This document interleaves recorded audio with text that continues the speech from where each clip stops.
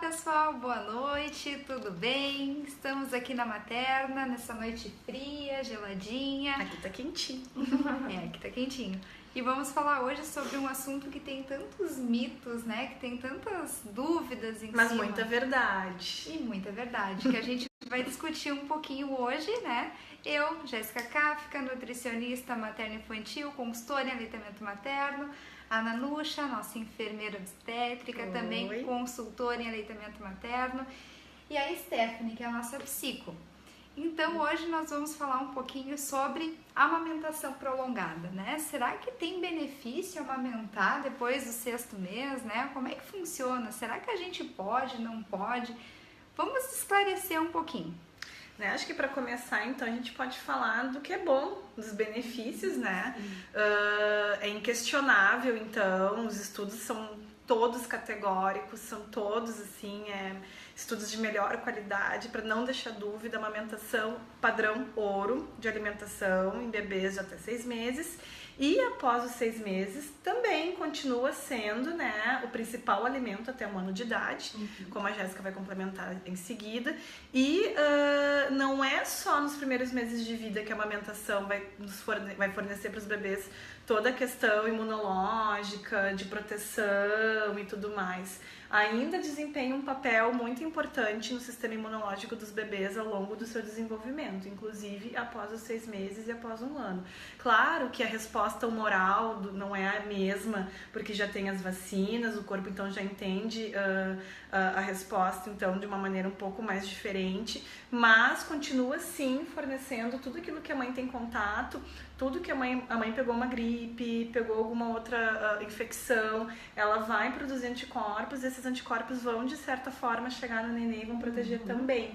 Então aquela coisa assim de, você tá gripada e vai amamentar? Sim, eu tô passando anticorpos pro meu bebê, inclusive eu sempre amamentei resfriada e ela nunca ficou resfriada em função disso, né? De uma prova viva de que isso é só um exemplo, né? Eu acho que dá até para complementar, né?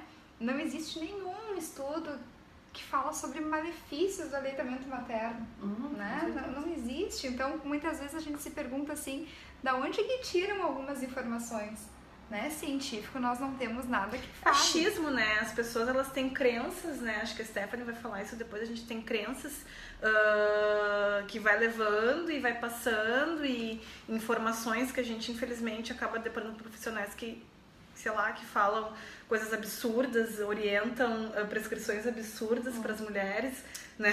E é bom para a saúde e bom emocionalmente também, nossa, né? nem se fala. Saúde. E vamos pensar então um pouquinho nos benefícios nutricionais, né, da amamentação prolongada, porque nós escutamos tanto. Será que depois do 6º mês o leite ele vira água? Esse vira água é o mais, né? O leite não tem mais nada, teu leite não vale mais nada, o neném tem que comer. Então, primeiro, né, o próprio Ministério da Saúde ele já fala que a amamentação ela deve ser exclusiva dentro dos primeiros 6 meses de vida e complementada até 2 anos ou mais. O que significa a gente ter uma amamentação complementada, né? Que os alimentos, eles complementam alguma coisa. Complementam o quê? O leite materno. Então, em nenhum momento se falou que quando a criança faz 6 meses, ela precisa comer absurdamente e o leite ele vai ficando para trás. Não, até o 6º mês é exclusivo. Depois, o leite materno ele continua sendo a principal fonte alimentar para aquele bebê. Depois do 1º ano, o leite materno continua oferecendo muitos benefícios nutricionais para a criança. E eu trouxe alguns dados da Unicef que falam um pouquinho sobre quanto, né, que o leite materno ele continua suprindo de necessidades. Então, primeiro, 95% das necessidades de vitamina C, o leite materno ele continua suprindo após o 1º ano. Depois, 45% de vitamina A, mais um pouquinho, 38% de proteína, ou seja, o leite materno após o 1º ano ele continua oferecendo vários benefícios nutricionais para a criança. A gente tem ali uma porcentagem de 31% de energia total para aquele bebê. Ou seja, é muita coisa. É bastante, né? Pensar o que o neném agita durante um dia, né? Sim. E o neném não vai, assim, é uma ilusão que as mães têm, infelizmente influenciada pelos pediatras, de que, o bebê fez 6 meses, ele vai instantaneamente começar a comer. Não, se já diz o nome, é introdução alimentar. Então a gente vai estar introduzindo os alimentos, ele vai conhecer os sabores, as texturas. Então, lentamente ele vai se habituando com esse novo mundo de formas e sabores. E a gente espera que, de maneira adequada, sem pressão, até 1 ano de idade, essa criança já tenha um bom cardápio, digamos assim, né? E a partir de 1 ano, o leite vai começar a ter esse papel complementar, como a Jéssica falou, suprindo todas essas necessidades junto dos alimentos. Depois, né, se a gente for pensar que a gente precisa amamentar até 2 anos ou mais, né? O Ministério da Saúde, ele nos orienta a isso. Mas até quando, então, eu devo O que é prolongado, né? A gente ainda, antes de começar a live, a gente estava conversando, né? Mas o que é prolongado? Prolongado, a gente pode pensar o seguinte, aqui na clínica a gente é muito categórico, né? A OMS, a Organização Mundial de Saúde, o Ministério da Saúde recomendam a amamentação até 2 anos. Então, até 2 anos é o nosso padrão ouro. Se a gente consegue, então, incentivar essa mãe, que essa mãe tenha uma rede, um suporte, né? Uma rede de apoio, que ela consiga amamentar seu filho até os 2 anos, perfeito, né? Prolongado, a gente pode pensar além dos 2 anos. Claro que cada caso é um caso, a gente sabe que cada família tem as suas demandas e cada família tem as suas particularidades. Mas se a gente pensar num padrão, então até os 2 anos é o que a gente gostaria, é o que a gente espera. É o que nós incentivamos, porque, né? se tu for parar pra pensar, assim, tem muita gente que já não amamenta até 2 anos exatamente por essa informação errônea que tem de outros profissionais, né? Até 6 meses pode amamentar, né? Ainda hoje, né, uma amiga nossa, colega aqui da clínica, dizendo que o pediatra dela, a obstetra dela falou: ai, tu tira o mamar com 1 ano porque depois vai ser difícil pra caramba. Sabe? Então, poxa, um obstetra profissional, né, médico graduado, me diz uma coisa dessas, né? Tu tá desincentivando uma informação tão absurda, né?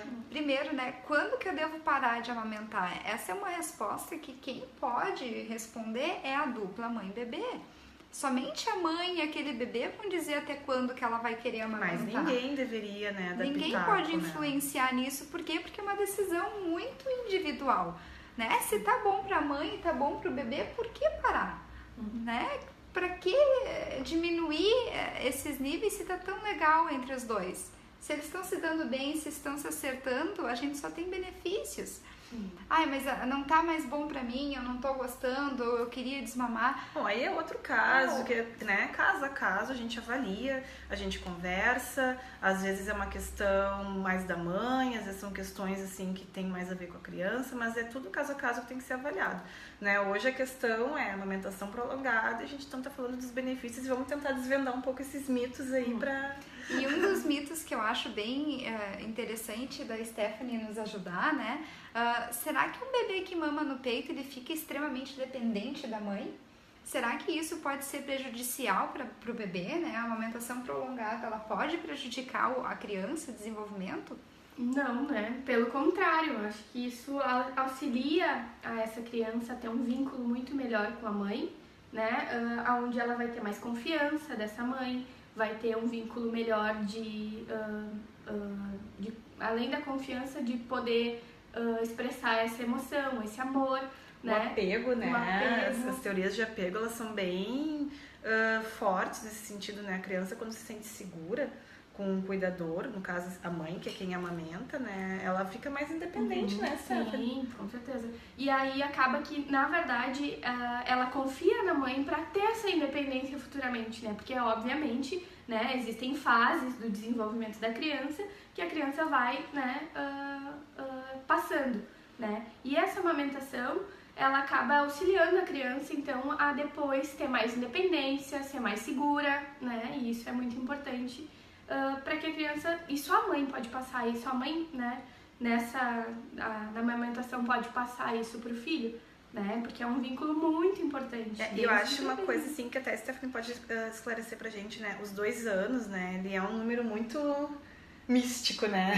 2 anos de idade na criança representa muita coisa pra criança, né? Sim. Então, dos 2 aos 3 anos, a criança começa a ver um outro mundo, né? Ela sai daquele mundinho da mãe, da casa, começa a ver que tem um pai, começa a ver que tem um mundo lá fora e ela tem que estar preparada pra tudo isso, né? E pelo que a gente entendeu, então, a amamentação, ela pode, sim, fornecer esse vínculo e esse suporte que a criança tanto precisa para ser segurança independente. que ela precisa. Exato, né? exato. Claro, né, que existem, né, amamentações prolongadas que daí são muito prolongadas, 4, 5 anos, que podem afetar a criança sim. Pode ser disfuncional, né? São casos raros, a gente tá falando assim, não, é caso raro.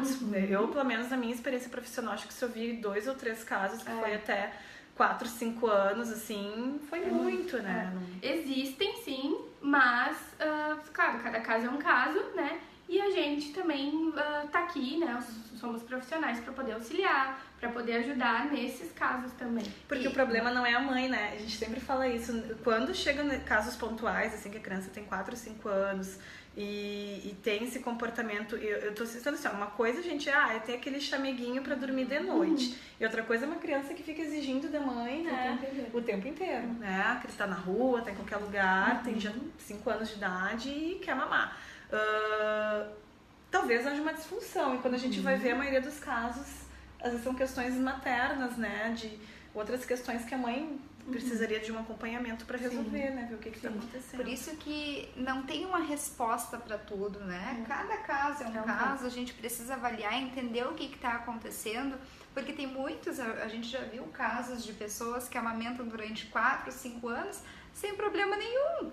Tá tudo bem. Tá tudo bem, tá bom pra mãe, tá bom pra criança. Talvez é que nem a Natasha falou, é só aquele chameguinho pra gente poder dormir, né? Então, precisa ser avaliado cada caso. É que, na verdade, assim, existem as fases que a criança precisa passar, né? E a fase oral tá dentro da amamentação, né? Tá dentro onde ela precisa, é ali que ela vai receber e se abastecer de toda essa confiança. E até quando, mais ou menos, vai essa fase oral? Até para os pais entenderem, 2, né? 3 anos. Que é o que a gente vê, né? Exatamente. Aí depois dessa fase, entra uma fase que a gente chama, né, de fase anal, mas é a fase onde a criança vai aprender a fazer xixi, cocô, né? Vai se controlar sozinha.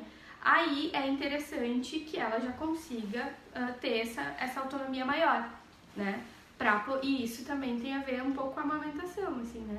E aí, mas são fases que, claro, dependendo do caso, dependendo da criança, vai se estender um pouco mais ou vai ser um pouco anterior a essa idade, mas está dentro E o que a gente vê também é a questão da livre demanda, que é uma tendência natural a diminuir, né? A criança, quanto menor óbvio que a gente incentiva uma livre demanda, né? Para ter níveis, né? Bons de produção de leite. E a livre demanda é saudável. É saudável, exato. Mas a gente sabe que vai chegar uma certa idade, é natural que a criança comece a diminuir, porque ela vai ter outras questões na sua agenda, né? E é saudável e é natural, né? Que ela sozinha comece a perceber, né? Que existem e é legal outros... também a gente falar um pouquinho que quando a amamentação ela já está prolongada, já estamos chegando próximo de 1 ano e meio, 2 anos, né? E a criança ela continua solicitando muito a mãe, principalmente em alguns momentos, por exemplo, na madrugada, nós podemos trabalhar um desmame noturno, né? A gente pode organizar essa mamada para que ela ainda consiga ser prazerosa para a mãe e para a criança, para que nós conseguimos estender ela um pouquinho mais. Eu passei por isso, eu amamentei a minha filha até os 2 anos, né, 2 anos e pouquinho, mas chegou num ponto que a noite estava cansativa pra gente, então com 1 ano e meio eu fiz o desmame noturno. Não foi fácil, né, acho que foi mais difícil pra mim do que pra ela, mas conseguimos assim estender o padrão ouro, que seria os 2 anos de idade. Mas é importante também porque as mães que amamentam e que estão nos assistindo, elas sentem esse prazer também de amamentar, Tem que né? ser Não bom. é bom pra mãe, é bom pra criança, e isso só é proveitoso quando é bom para os dois, né? Perfeito, isso mesmo. E isso é o principal para o desenvolvimento da criança e para a relação da mãe e do bebê e da criança, né? Legal, né? Cheio de informações, eu acho que são informações valiosas que vão nos ajudar bastante. Semana que vem nós temos uma nova live, né? Falando sobre o desmame gentil. Então, se ficou dúvidas hoje sobre como que eu faço para desmamar, para mim já deu, eu já cheguei numa idade que não tá sendo mais prazeroso. Semana que vem nós vamos falar um pouquinho então sobre o desmame gentil, porque também existem muitos mitos em cima do desmame gentil, muita coisa errada que nós escutamos por aí, né? Por exemplo, coloquei ketchup no peito para simular sangue. É a pior pimenta. forma, né? A gente vai discutir isso, que isso tu deixa traumas na criança e não é por aí, né? A gente quer que seja um desmame, né, que seja tranquilo, que seja prazeroso e que não deixe marcas negativas, né? Eu sempre digo que o desmame é uma frustração necessária, né? E ela tem que É ser uma das de qualidade. primeiras, né? Então, pra gente começar nesse mundo de decepções que a gente vai viver e de perdas, então que a primeira seja Claro, o mais né? gentil E possível. nós também temos o desmame natural, que seria o mais adequado, mais perfeito, e que acontece bastante. Às vezes é só a gente ter um pouquinho mais de paciência, porque esse desmame ele vai acontecer no momento certo. Mas para aqueles casos que não dá mais, chegou no limite ou por algum outro motivo a gente vê uma necessidade, a gente vai abordar então como é que a gente conduz, né? Como a gente pelo menos começa a conduzir esse desmame gentil. E lembrando, pessoal, nós aqui na Materna, como eu sempre gosto de dizer, estamos de portas abertas, temos um time de especialistas aqui para acolher vocês, para atender vocês e tirar toda e qualquer dúvida, né? Só vir aqui que a gente vai sempre achar uma solução, vai achar um caminho, que é esse o nosso objetivo. É isso aí.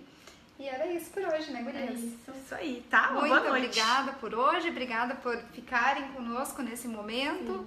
E compartilhem. Falando ali, porque a gente não tô enxergando muito bem, mas tem gente. A gente responde depois. Depois a gente vai responder. Então tá, meninas. Tchau, tchau. Tchau. Um beijo. Compartilhem Até a com as próxima amigas live. que amamentam. Tchau, tchau. Tchau.